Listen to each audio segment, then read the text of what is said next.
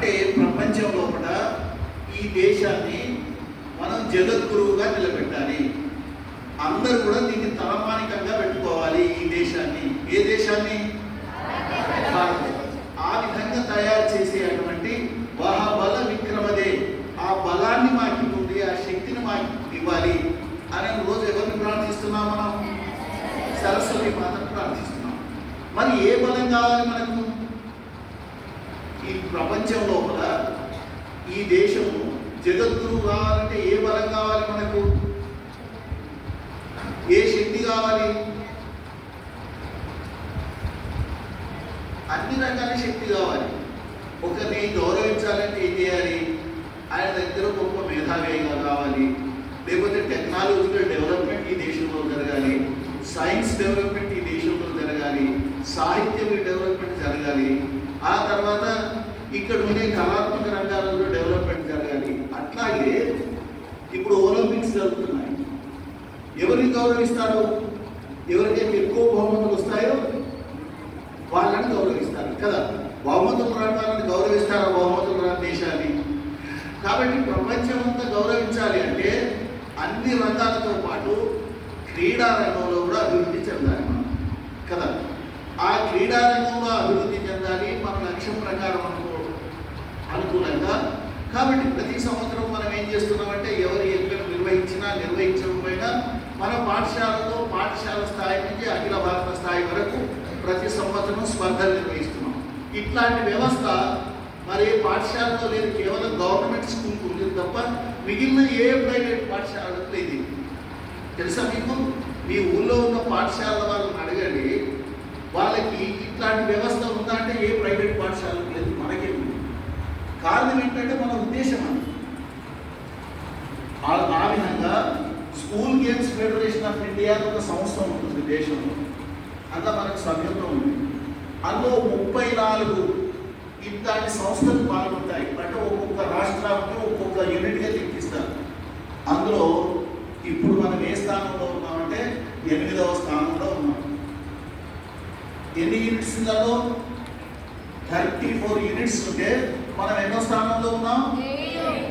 బాగానే ఉందా? పర్వాలేదా? అక్కడే ఉండాలి, ఇంకా ముందుకు పోవాలి. ఏ స్థానానికి వెళ్ళాలి? గట్టిగా ఎవరు వెళ్ళాలి? మనమంటే ఎవరు సాధన చేయాలి? విద్యార్థులు అంటే ఎక్కడ ఉంటారు? వాళ్ళు పాఠశాలలో ఉంటారు, మీరు కాదు కదా. ఎవరు సాధన చేయాలి? గట్టిగా అనేది సాధన చేయాలి. ఎట్లాంటి సాధన చేయాలి? సచిన్ టెండూల్కర్ పేరు ఎంతమందికి తెలుసు? అందరికీ తెలుసు. దించండి. ఆయన చరిత్ర తెలుసా మీకు? ఆయన 11వ తరగతి ఫెయిల్ అయ్యాడు. ఏ తరగతి ఫెయిల్ అయ్యాడు? కాబట్టి మిమ్మల్ని ఫెయిల్గా మనం అనట్లేదు. మళ్ళీ 11వ తరగతిలో చదువుతున్నప్పుడు తండ్రికి ఏం ఆశ ఉంటుంది? మంచిగా చదువుకోవాలి, ఫస్ట్ క్లాస్ రావాలి ఉంటుంది. చివరికి ఆ తండ్రి ఏం చేశాడు? 10వ తరగతి 11వ తరగతి వచ్చిన తర్వాత బ్యాట్ విరగొట్టి పొయ్యిలో పెట్టేశాడు. ఆయన ఆడుకోవద్దు. కానీ తల్లి ప్రోత్సహించి ఆట ఆడుకోవడానికి మెల్లగా అవకాశం ఇచ్చేది. తండ్రికి ఏదో నచ్చి చెప్పి చివరికి అనేక లక్షల మంది, కోట్ల మంది 11వ తరగతి ఫస్ట్ క్లాస్లో పాస్ అయిన వాళ్ళు ఉన్నారు. ఆయనకు పేరు వచ్చిందా? సచిన్ టెండూల్కర్ పేరు వచ్చిందా? ఎందుకు పేరు వచ్చింది అంటే నిత్యం సాధన చేయాలి. ఒక రోజు ఏదో బ్యాట్ పట్టుకొని పరిగెత్తుకుంటే రాదు. అందుకే ఇప్పుడు కొత్త వచ్చిన విద్యా విధానంలో ఒక విషయం ఉంది. ఏముంది అంటే 6, 7, 8 తరగతులలో అన్ని ఆటలకు సంబంధించిన విషయాలు నేర్చుకోవాలి. కానీ 9, 10, 11, 12 తరగతులకు వచ్చేసరికి ఏదో ఒక ఆట మీద ప్రత్యేకమైన శ్రద్ధ పెట్టి ఆ విధంగా ముందుకు వెళ్ళాలి.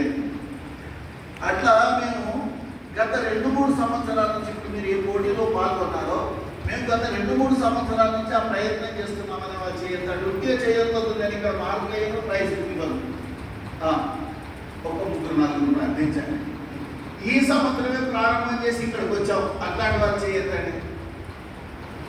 సత్యం చెప్పాలి, నేను ఇక్కడ మార్కులు వేసుకోను, దించండి. ఇప్పుడు గెలిచినా ఓడినా మళ్ళీ పోయి మేము ప్రయత్నం చేస్తాం ప్రతినిత్యం అనే వాళ్ళు చేయొద్దండి. వా నేనైతే చప్పట్లు కొడుతున్నాను, దించండి. కాబట్టి నిత్యం సాధన చేయడం అవసరం. ఒక రోజు ఎప్పుడో వచ్చి చేసినట్టయితే ఆ ప్రయత్నం సఫలం కాదు. నిత్యం అలవాటు చేసి